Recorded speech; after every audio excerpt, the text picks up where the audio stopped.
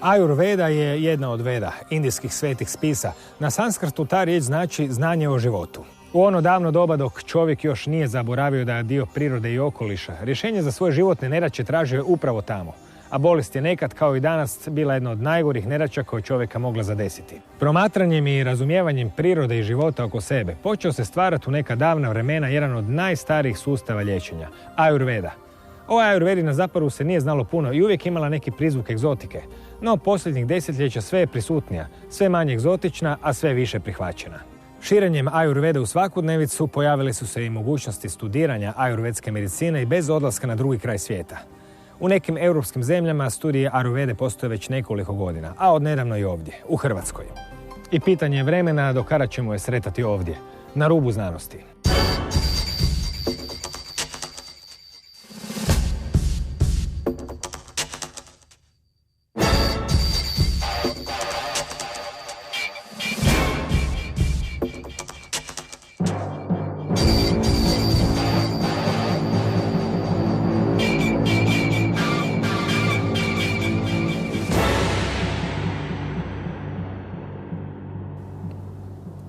Sve vas pozdravljam.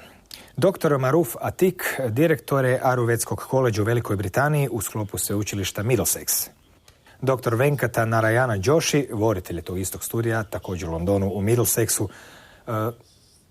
I gospodin Athique i gospodin Narayana Joshi ovdje su da bi pokrenuli i organizirali Ajurvedski fakultet i u Hrvatskoj, kao što su to učinili i u nizu drugih europskih zemalja. Dobar dan, dobro večer, ovisno o vremenu kada će netko gledati emisiju. Na koji način ćete organizirati, kako se uopće će izgledati ajurvedski studij u Hrvatskoj, odnosno kako izgleda u drugim zemljama? We are planning to work with the department of the School for Adult Education in there and follow a similar curriculum and plan that we already have established in UK with the College of Ayurveda, which works in partnership with Middlesex University. We have a 3-year degree course and a year or year and a half for a master's degree. And it's only when they complete the master's degree that they will be allowed to practice as an Ayurvedic practitioner.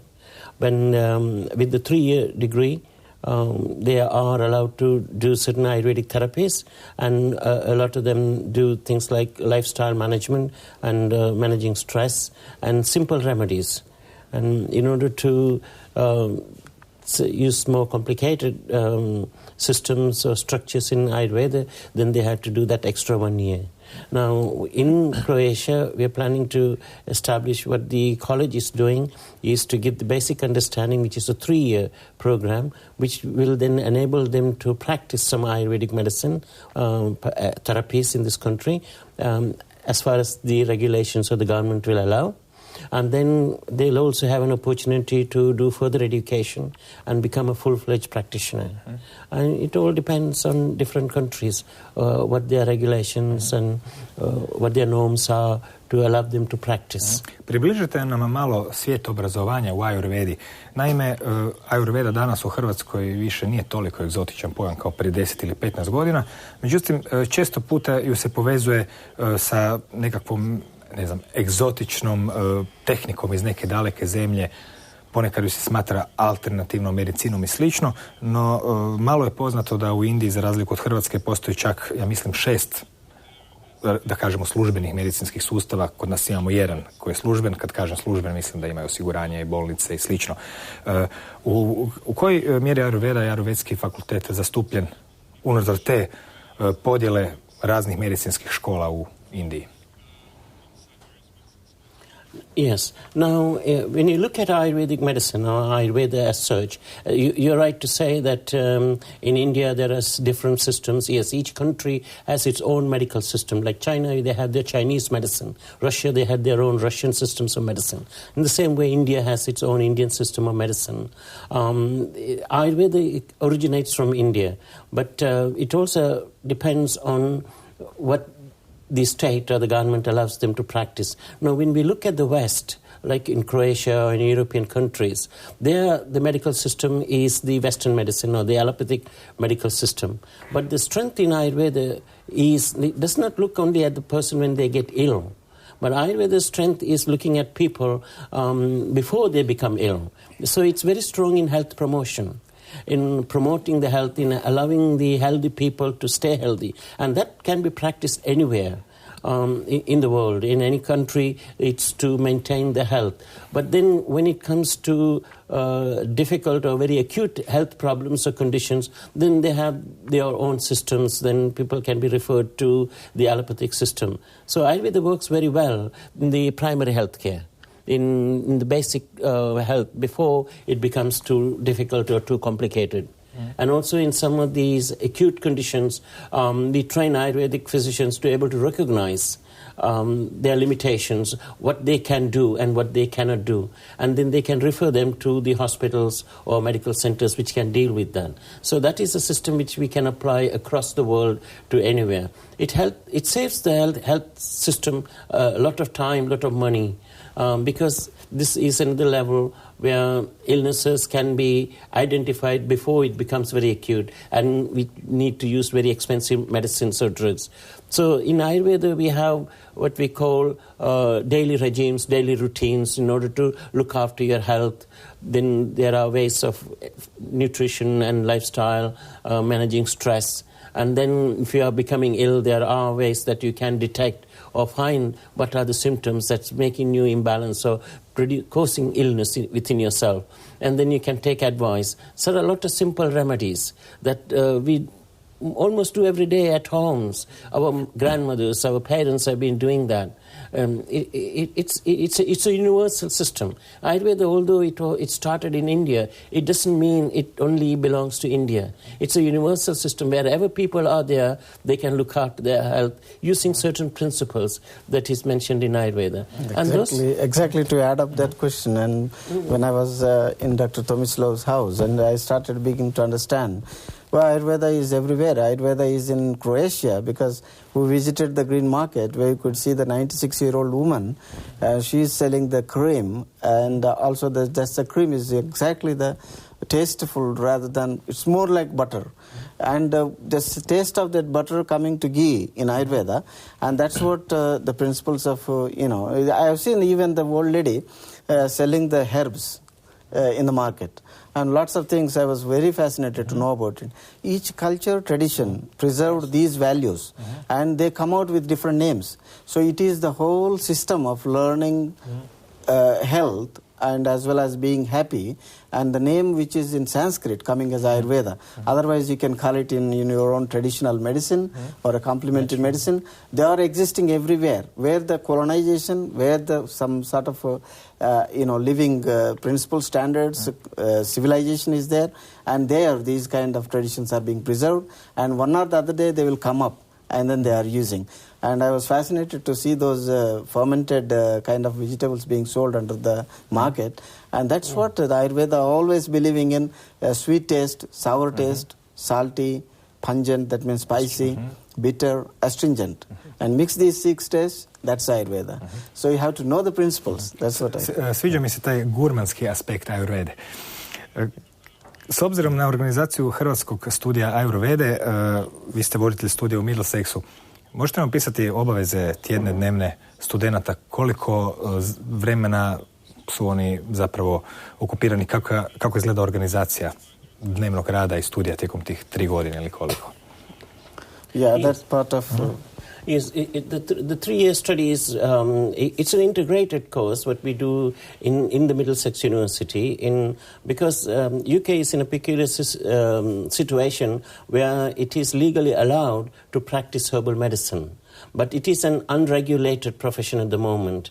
But the UK is trying to do is to regulate that. And one way of regulating is through having an education system which is recognized. Now, within the 3 years of the teaching, we start with the set basic principles of Ayurveda, what is health, and looking at the person as a whole person, not just the physical body. But in Ayurveda, a person is made out of his... the spirituality is important, his psychology is very important, his input from his senses are important, and how he maintains his physical body. All these 3 put together makes a person. And if there is something imbalanced in any one part of that can affect the body and then show as a symptom of a disease or something.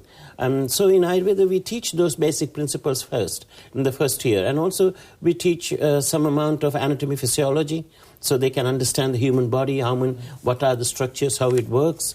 And then we also teach some communication skills, counseling skills, how to deal with people, how to talk, how not to judge people. And when they come to the second year, we teach some things like the pathologies, disease conditions, both the modern disease pathology as well as the Ayurvedic disease pathology, how to diagnose, diagnostic principles, and also most of the herbs and the principles of using those herbs, identifying those herbs, and looking at some of the common herbs. And the herbs are there everywhere. It not necessarily doesn't have to be those herbs that come from India, but even in Europe, in Croatia, there is a lot of herbs. So we went to see a herb garden this morning, and we've seen a lot of herbs that is being grown that can be used, which is also part of Ayurveda. And then when they come into their third year, we teach them about medicine, Ayurvedic medicine, and diseases, and how to treat those diseases. And we also have a very strong research base,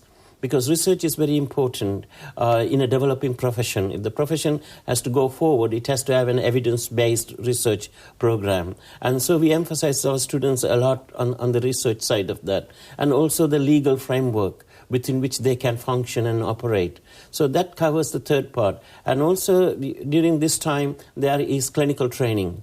There is laboratory training for some parts of the physiology and things. And then when it comes to medicine and diagnosis, then they have clinical training where they train in clinics with patients. And also we send some of the students to India as part of their training, because in Britain we don't have hospitals of Ayurveda. So they need to see how Ayurveda is working in a hospital situation. And that gives them more confidence that they can do and apply those things in places they don't have. So that is how our 3 year is structured. Ono što me najviše osobno fasciniralo kod Ajurvede, to je sustav dijagnosticiranja. Možda bi u nekom drugom dijelu svijeta ljudima bilo neobično kada te doktor traži da isplaziš jezik, ovako, pa je možda to sve stvar kulturnog uvjetovanja. Međutim, specifična dijagnoza pulsom, u kojoj na izgled se sa 3 prsta stave na žilu, pokazuje se kao jedno nevjerojatno precizno i korisno sredstvo dijagnosticiranja svakojakih, kako da kažem, i problema i dijelova onog što čovjek jest. Na koji način funkcionira dijagnoza pulsom?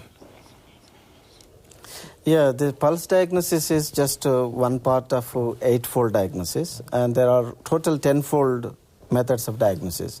But this is the broad aspect of looking into somebody's life circumstances. For example, say, if you say like 10-fold examination is where you are born and brought up, and what sort of childhood you had, and where did you migrate, and the kind of understanding the geographical locations.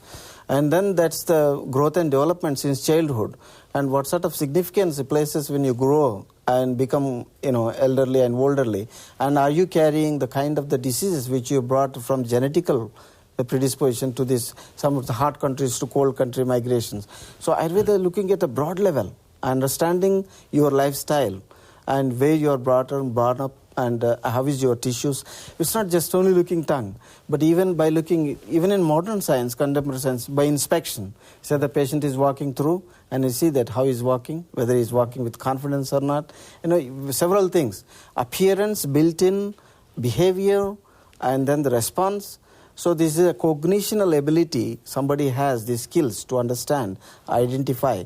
It's not it's not difficult to say about these kind of experiences. If somebody is blessed with these cognitional abilities, and they'll say that, are you worried? Why are you angry? And when you can recognize these simple emotional unrestfulness, and by seeing them, you can recognize by the color of the skin, texture of the nails, looking at the features of the face or the eyes, and how he responds, speech, everything. So that's the way. 10-fold examination, pulse examination one is the 8-fold examination. But pulse examination, basically, it developed on the basis of the 3 humors, because our body is built in with these 5 elements. So we cannot deny that the 5 elements coming from the space and the wind which is atmosphere and as well as this fire and the water and then the earth. So we cannot go beyond these 5 elements. We are in this and the entire universe. Potrebno je pronaći formulu za čovjeka koji je uvijek sastavljen na neki način omjerom tih elemenata. Yeah. Što je dobro za jednog, nije dobro za drugog. It is easy. Yeah, absolutely. It is. Yeah, absolutely. By looking at the pulse, you can see that whether or there's how many principles are being filled in through. You can say like the air principle, then it's air and space together makes you. It's like a very basic momentum in the body, the initiation, the circulation, pumping, and the cellular, exchanges and spontaneous movements and communications. This is all just one thing we consider it as a body atmosphere, which is a body wind actually. And even if you're not hungry and you can hear the tummy noises, that's what it is, where the noise is coming from tummy. So that's the voice which is coming from the turbulence of this atmosphere. So any body, that's the control. We can say that whether the person is built in with this energy of this vata system, that's the wind system, or the fire system. If the fiery man, you can see that he is very angry and you can get like facial gushy feeling, blood circulation, and he can't tolerate when he is hungry. So it's like heat being generated, the metabolic pathways. So this is the general features of looking into whether I have more fire principle in me or more wind principle, the momentum in me. If this momentum, say that these people, he said, sometime here and they're fickle-minded, they quickly change their movements. And quickly, there is no decision-making mind, basically. Why is this mind behaving like this? Because the body is responding with this kind of unusual movement of this vata or the atmosphere, body atmosphere. These biochemical responses influencing the mind. And the person is not stable with his thoughts. And so does several aspects of these. You can recognize if the principle of water and earth is predominant in him, and the well-built-in bones and a good physical structure and a pleasant face, calm and quiet, and is very happy, content. So he will not get angry like the fiery man or like more fickle-minded like vata man. So that's relatively is a better health. And then he will have a sound tissue energy.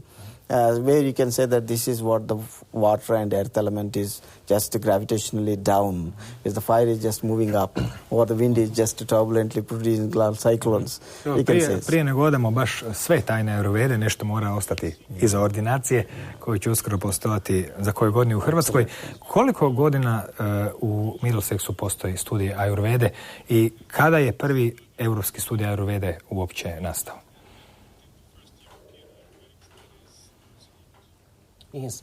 The College of Ayurveda, which started in the UK, we started in 1996. We set up the school to teach some of the Ayurvedic principles, because at that time also we was formed the Ayurvedic Medical Association, which had its own code of conduct and was looking after the profession of Ayurvedic medicine. And later it became the Ayurvedic Practitioners Association, which is one of the active associations which is taking part in the regulatory processes within the UK. So in 1996 we set up this College of Ayurveda. And in the year 2000, the College of Ayurveda was registered as a company within the government company's house, and also it was registered with the Department of Education and Skills as a learner provider for adult education. And then we continued to teach during that time, and in 2006 we were affiliated or joined in with the Middlesex University in order to offer degree programs. Because when the regulations were in the process of being made, it became evident that any education system should have a strong academic background. It should be vested within a profession. So the universities are the best academic institutions which will safeguard the quality of the education. So we were lucky to be able to go into the Middlesex University. And at that time, most of the complementary medicines, as it is called in the UK, with the Chinese medicine and the Western herbal medicine, were also seeking university recognition. And with Ayurveda, Middlesex University was able to bring in all these together. So in 2006 we started and we offered the bachelor's degree and master's degree since then. And since that time we are part of the Middlesex University. So the Middlesex University gives a strong academic background, and it also has the quality assurance with the government quality control agencies that the quality of education is very good, and the professional bodies are able to oversee whether the profession is protected. And so this is sort of a joint effort in order to strengthen the Ayurveda system of medicine, which has a strong educational background. And that is where we are at the moment with the Middlesex University.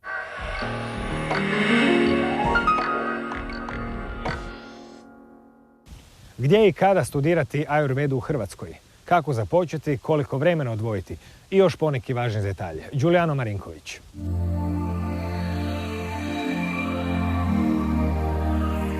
Ajurveda, tradicionalna indijska medicina koja njeguje preventivni i holistički pristup zdravlju, u središte stavlja cjelokupnu stabilnost čovjeka i njegovu sretnu dugovječnost.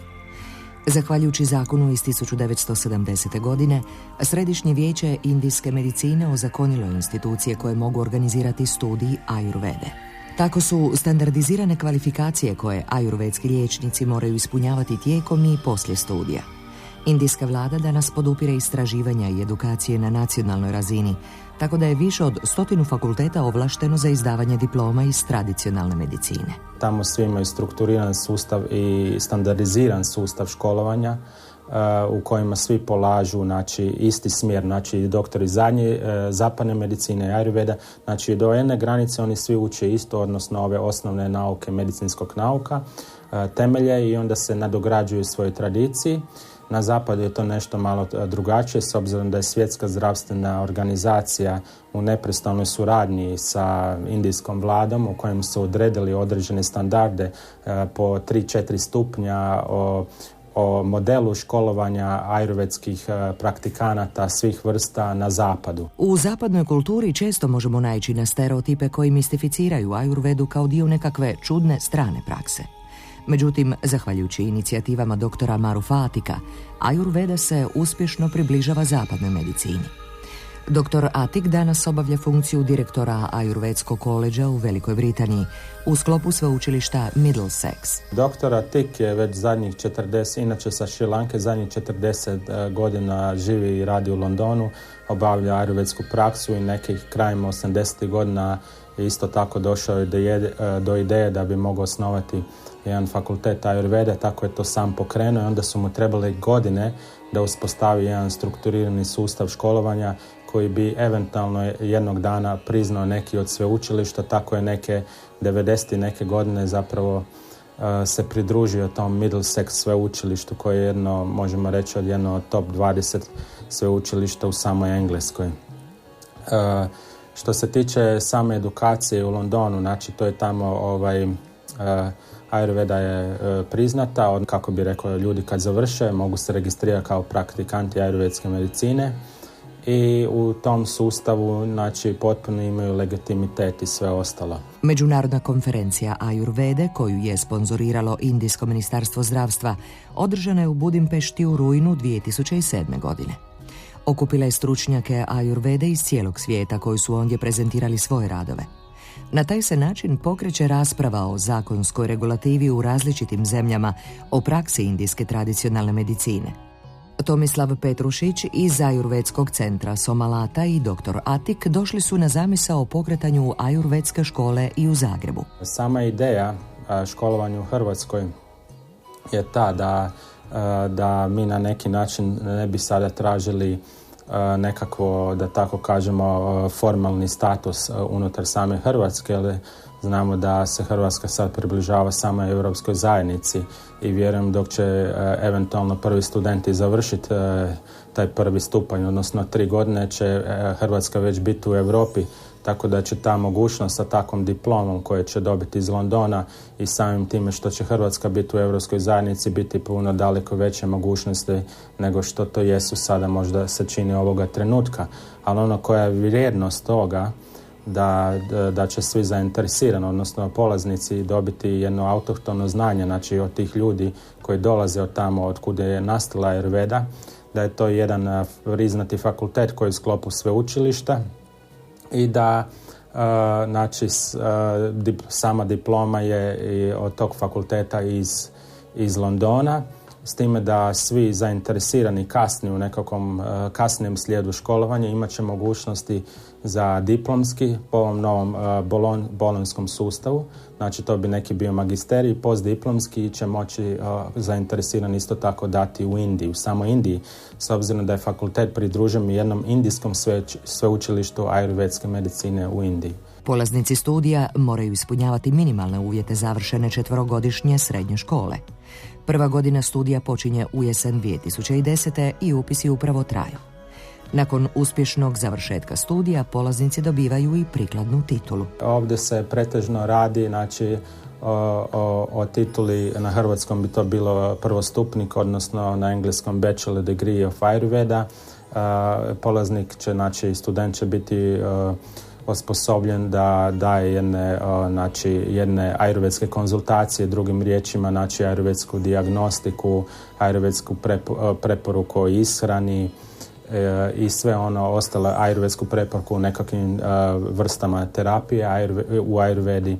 Znači sve ono što bi na nekakvom stupnju mogao dobiti, s obzirom na fakultet dosta sažet, znači u te 3 godine to je školovanje po novom stupnju Bolonje koja uključuje isto tako i praksu. Recimo na kraju 3. godine polaznici moraju ići u Indiju i provesti 2 mjeseca u ajurvedskoj bolnici u Indiji. Morat će pisati određene seminarske radove. S time da od samog početka učite isto tako osnove ove zapadne medicine, odnosno sve ono što je iziskuje na anatomiju, fiziologiju, patologiju, znači program će biti 99% vrlo sličan u Londonu, s time da ćemo ga malo prilagoditi za ovu našu lokalnu kulturu. Znači ne radi se o nikakvoj filozofiji ili nikakvoj sekti ili nikakvom vegetarijanstvu ili bilo čemu drugome, već radi se o jednoj etabliranom nauci koja evo već zadnjih 20 godina poprimila određene strukture školovanja na zapadu. Tijekom 1000 godina Ajurveda je razvila karakterističnu medicinsku dijagnostiku koju i danas rabi kod pregleda pacijenata. Znači, ajurvedska dijagnostika se temelji na upravo tim konstitutivnim uzročnim energijama i njihovom odnosu u svakodnevnom životu. To su neinvazivne tehnike za razliku od alopatskih koji su, recimo, možemo reći invazivne i tehnološke, koji se baziraju na nekakvim vanjskim instrumentima koje liječniku govore o nekakvim promjenama u čovjeku. Znači, u ajurvedskoj dijagnostiki možemo vidjeti sva stanja čovjeka, znači duh i tijelo, znači u kakvom je on stanju i samim time ispraviti određena stanja da bi čovjek mogao se vratiti u neko stanje ravnoteže.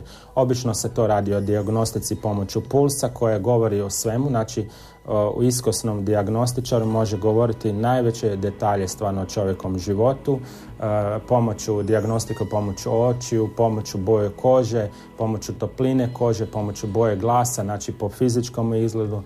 Znači to je otprilike pomoću urina, pomoću stolice, to je nešto malo rjeđe se koristi na zapadu. Ali u svakom slučaju to i sve govori, znači te sve ljudske izlučevine zapravo isto tako govore o nekakvom stanju samoga čovjeka. Kako izgleda suživot ajurvedske medicine i alopatske medicine u jednoj zemlji? Da li međusobno, da kažem, liječnici izmjenjuju iskustva, jer ipak novo znanje donosi neke nove viruse informacija i najčešće takvi spojevi urode nekakvim lijepim voćem, da tako kažemo. Yeah, when we look into these two aspects, like you can see like a railway track and two lines, and it look like when you go at the end they merge it. But the problem is the physical way of looking into the conventional medicine, contemporary conventional modern medicine, which is a few centuries old, and it's being just invented through from this more trial and error methods based on the facts or the sensory findings, you can say. So what is the fact? and a fiction. That we have to understand first before we answer this. We'll say that the facts are which I experience. I know, I understand, and now I understand. But the thing is, the fiction is, it's beyond the senses. The fact is, there are many microbes here, and that's a fact. But is it a fact? Can you see them? Can you experience them? No. When I get infected or illness, I experience there are bugs in me. But thing is, they needed a fact, the microscope, or the things to look at it, that is filled up with bugs here.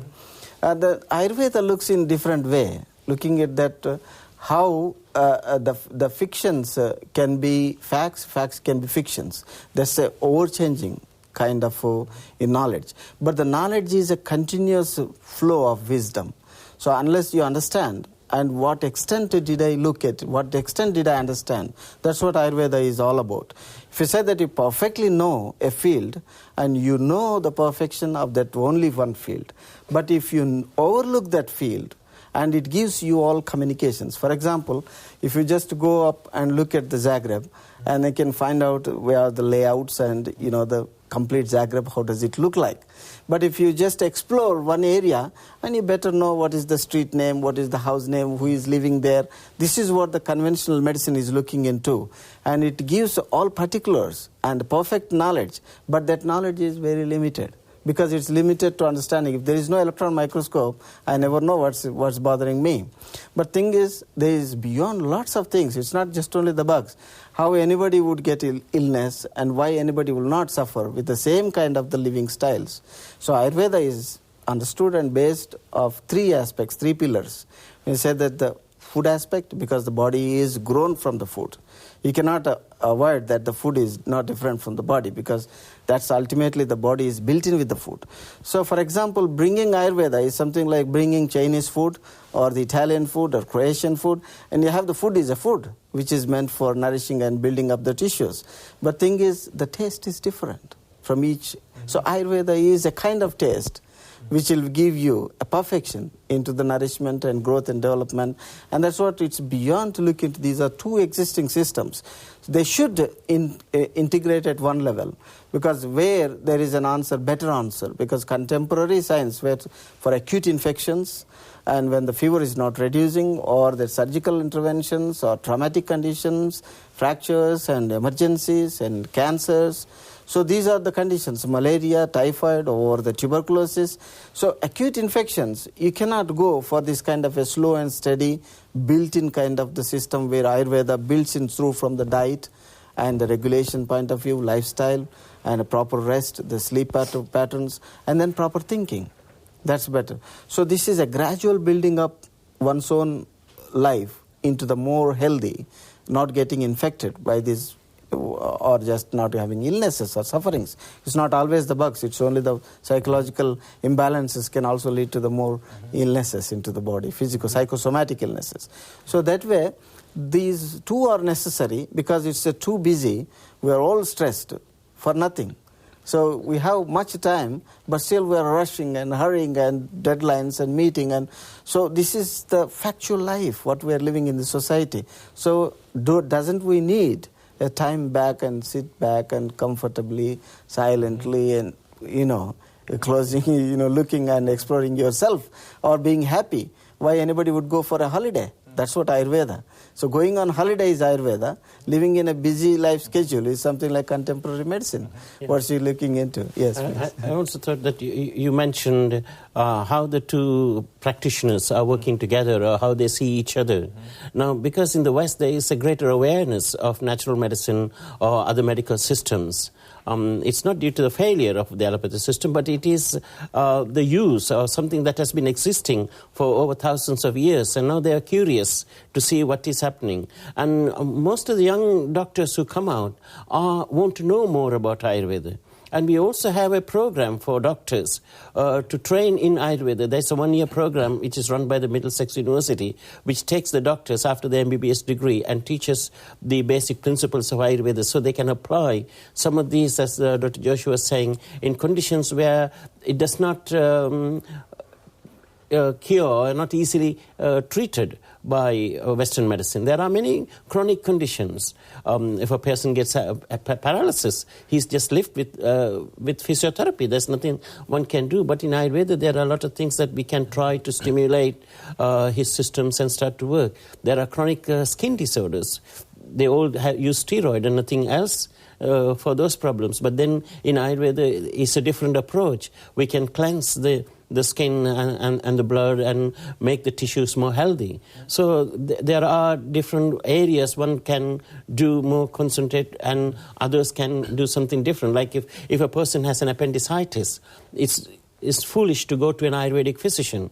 So you need to send them to a Western doctor where they can operate on it and have surgery. So, or if it comes with a heart disease or with a fracture.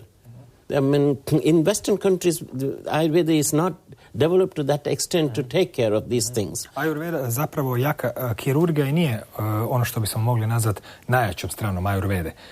Ali mi se zato čini da je Ajurveda na zapadu na određeni način čak isputana i da se ne može razmahati u punom smislu zbog određenih nerazumijevanja po pitanju nekih tvari. Recimo, postoji cijela medicina, rasa medicina ili kako se već zove, koja se bavi metalima. Naravno, neki od tih metala su jednoznačno obilježeni na zapadu kao otrovni metali i oni to zapravo jesu. Međutim, u mnogim okolnostima se u ajurvedskim pripravcima kroz puno faza takvi metali pročišćavaju i dovode u takva stanja, čak i agregatna stanja kao tvrda, kruta živa recimo, ne, da oni postanu na neki način lijekovi. Međutim, naravno, takva kvalifikacija na zapadu ne postoji i čini mi se da mnoge metode i zahvati koje bi Ajurveda mogla ponuditi zapravo ne može ponuditi jer bi radila protiv zakona koji neke stvari a priori proglašavaju opasnima ili otrovnima, što u nekom drugom stanju one to zapravo i nisu, u nekom naravno jesu. Kako se Ajurveda na zapadu nosi s tim ograničenjima u kojima ne može napraviti onaj pravi zahvat koji možda liječnik ajurvedski htio i mogao u Indiji ili na Šrilanci ili negdje drugdje? That's what I mentioned before. One has to look into what are the regulations, what are legally allowed to do in a particular country. But if you take India or Sri Lanka, Ayurveda can be practiced in any circumstance. There are surgeons, Ayurvedic surgeons, who operate in India and in Sri Lanka. An appendectomy can be done, appendix operation or cesarean section can be done by an Ayurvedic practitioner. They are taught in that way because the government allows, the law of that country allows them to do. But the law of the Western countries don't allow them to do that. So we got to find ways where we can work with the law and not against the law. And then the other preparation question that you mentioned was about these metals and minerals, what we call the rasa ausadi or the rasa preparations. Now, there is a lot of misunderstanding about these metal preparations because if I want to go back to history, metals are part of the European system. Alchemy was first introduced in Europe. Alchemy came from Europe, which dealt with how to change copper, base metal into gold. That's how the alchemy systems was trying to look at it. So it is in the process of the changing, in the process of purifying those metals and taking their principle, which has a healing quality in that metal, which is more important, rather than the metal itself. Because if you take one of the rasa preparations, it doesn't have the actual metal in them. It has the energy, which is similar to in homeopathy. In homeopathic medicine, you have the energies of herbs or metals, but you don't have the metal itself. Homeopathy gives you arsenic, but it doesn't have arsenic in those tablets, but it has the signature or the energy. In the same way, when we have bhashmas, when we have gold bhashma, or made out of gold or lead or mercury, you don't have that mercury in a toxic way. It is being detoxified, it is chelated, so it can be easily absorbed by the system and work by creating certain energies within the system. And they are very powerful medicines, which is used in India and in Sri Lanka or in places where Ayurveda is allowed to practice legally. But in the West, there needs a lot of research and education. And I'm pretty sure once the West understands that these are quite safe, then we may have a chance to practice. Then also, we had a very bad publicity, a bad name about using these metals. Sometimes you would have read from the States, there were a lot of papers which came out. But that is also in the way of processing. Because when we are looking at commercializing, certain companies take shortcuts. They don't go through the whole process. And then the toxins remain in them. So one has to be very, very careful when you're using those medicines. So that is the main reason why it's not allowed to be used in the West. Because we don't, even in India, we don't have regulations which will look at the whole industry in a uniform way. So people can prepare their own medicines even now. So it depends on how they are preparing it. If they are preparing it properly, it is very safe. If they are not preparing it properly, it's very dangerous.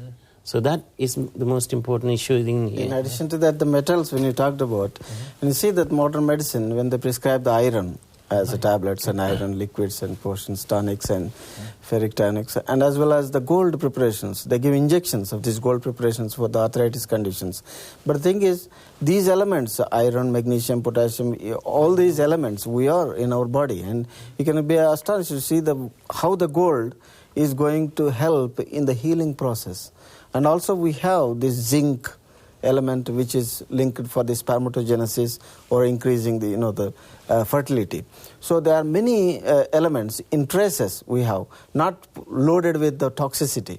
The toxicity is the absorption and then the assimilation, bioavailability or metabolism, which is interfered, and then it does not lose its properties as a metal. But we have this elemental traced metal rather than a metal in a compound alloyed form. For example, I would give like iron as a tonic and tablets you take. But if you just take like a jaggery, everybody knows jaggery is a sugarcane sweet product, jaggery you can say in English. And the jaggery, when you mix it with the lime, and this lime, and you will have a better absorption of the iron from the vegetables and the fruits and many things like that, because they're rich with this. Otherwise, if you give an iron tablet, the person may get a constipation because the poor absorption. And then this is the reason why, how the metal should be used. So metals are used and we have all these traces. But thing is, as Dr. Athique mentioned about the chelation methods and as well as the purity and the standards of these ashes, these metals are completely incinerated to the extent that you have tests like when you smear it and it's a small hairline structures and it's not shiny. When you put it in the sunlight, you cannot see any shiny particle. That's a dead. It's like you burn the wood, ash, and you burn the metal, ash. Both are same. So when you put on the water, it should float, not to sink. So there are several methods of testimony, and there is no shiny particles. It's a complete dead ash, like a wood being burnt, and that is what the metal transformed for the elemental traces to be, help to improve for the immunology, immunomodulation and healing and many things like that. Yeah. Prije nekoliko godina prvi put sam čuo razmišljanje da je zapravo zdravlje obrazovanje, radilo se o tome da bi se čovjek kad je bolestan trebao zapitati što krivo radi, gdje je pogreška i slično. I primijetio sam da i u Ajurvedi se dosta daje naglasak na tu, mogli smo to nazvati inteligencijom tijela. Na neki oblik shvaćanja i upoznavanja samog sebe. U kojoj mjeri čovjek zapravo kroz inteligenciju tijela i prepoznavanje onog što voli ili ne voli, možda osvješćivanja, bolje reći, može sam sebi pomoći ili to naučiti iz Ajurvede? In every person there is that level of consciousness, or that is oneself, which is like a small voice telling us what is good and what is bad. And very often we don't listen to that voice. When you go into a bar, sometimes your voice will say, oh no, that drink is not very good. But because everybody is drinking, you take them and then you get drunk or you get intoxicated with that. But if you had listened to your voice, then you wouldn't have taken in. And that's what we call prajna aparadha, or the violation of our own wisdom. And that's one area that we need. So we need to start looking at ourselves and what is good, and also what is the environment in which we live. Because the food that is grown in the environment is also useful to our own body because it's in tune with the environment. As Dr. Joshi mentioned, everything in this world is made out of these 5 elements or 5 main structures, whether they're outside or the inside of our body. And how we harmonize these two together, we maintain our health, our we are unhealthy. And then if we don't harmonize, if we take more of one thing than the other, then we get a disharmony, and that creates an imbalance within our system, and then it manifests as an illness within our body.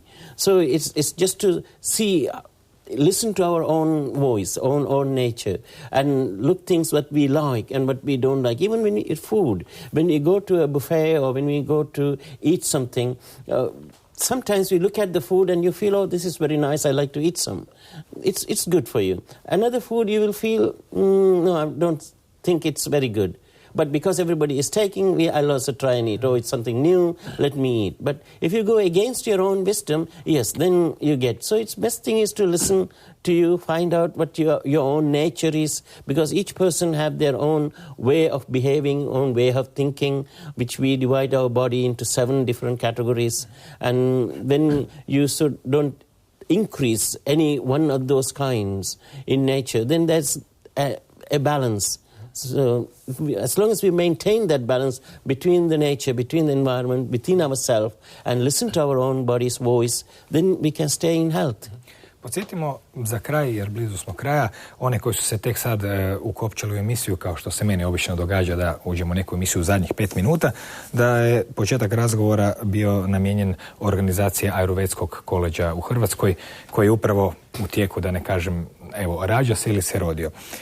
Na koji način je taj hrvatski studij Ajurvede povezan sa sveučilištem u Middlesexu, odnosno na koji način se, da kažem, dobivaju diplome, ocjenjuje i daje nekakva garancija za koju ste ispominjali da unutar sveučilišta postoji i slično. Kako bi to trebalo biti u Hrvatskoj i kakvi bi trebali biti predavači, na kojem jeziku i slično?